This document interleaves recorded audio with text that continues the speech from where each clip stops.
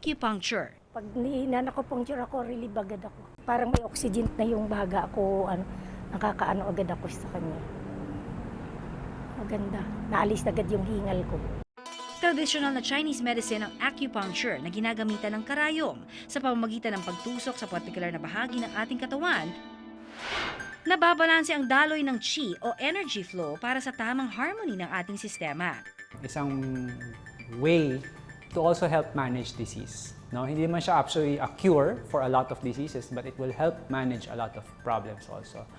Basically, sa acupuncture, may mga sakit na kaya niyang pagalingin, no? Specifically, pain problems, and especially yung mga pinaka-acute na problems, meaning yung mga, for example, sprained ankle or muscle spasm, kayang-kaya po ito na i-cure talaga ng acupuncture. 2 beses sa isang linggo kung magpa-acupuncture si Lola Dominga. Nakalimitang tumatagal lang ng hanggang 20 minuto kada sesyon. So basically, tinusukatan si nanay sa ulo, sa dibdib, tsaka sa dalawang braso niya, no? So basically, sa ulo is just to calm her, to relax her. The one na nasa dibdib niya is to open up the chest, no? Para lumuwag yung paghinga niya. Tapos yung sa kamay niya, yung magkabilaan, no? We're using 2 channels here, no? Doon sa meridians, no? One is the lung channel, one is the large intestine channel.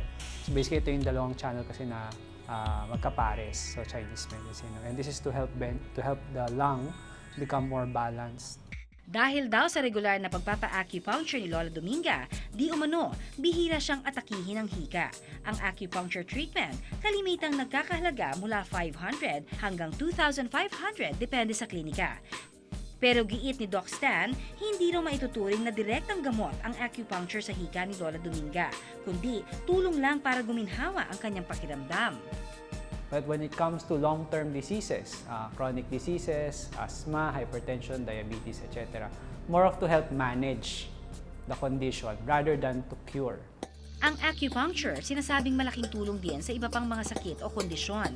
Epektibo raw ang pagtusok ng karayom sa braso, kamay at tuhod para sa mga taong high blood o laging stressed. Twice a week sa loob ng 2 linggo naman na acupuncture sa likod ang mainam daw gawin para magamot at maiwasan ang back pains.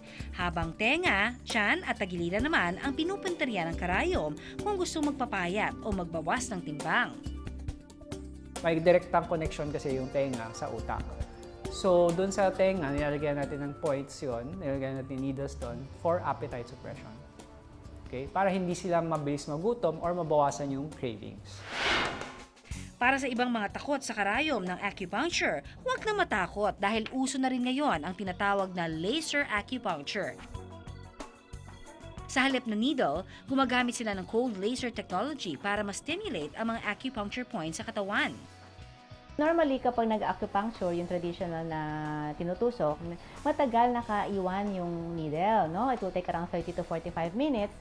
Now, kapag ang gamit natin is laser acupuncture with electrical stimulation, mga 1 minute lang ang stimulation per point.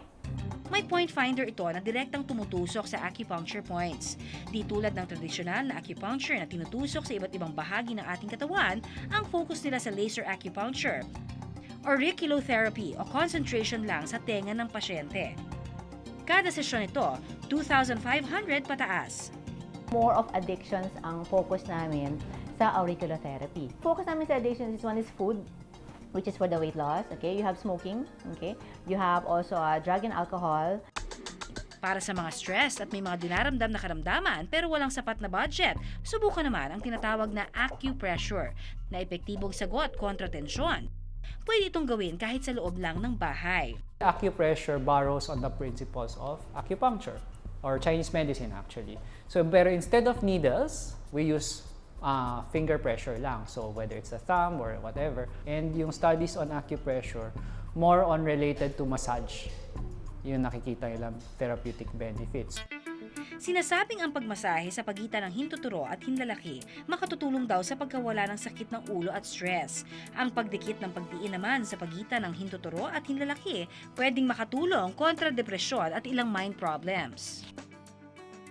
Joint pains naman daw ang naa-address sa pag-ipit ng hintuturo gamit ang puwersa ng ating hinlalaki.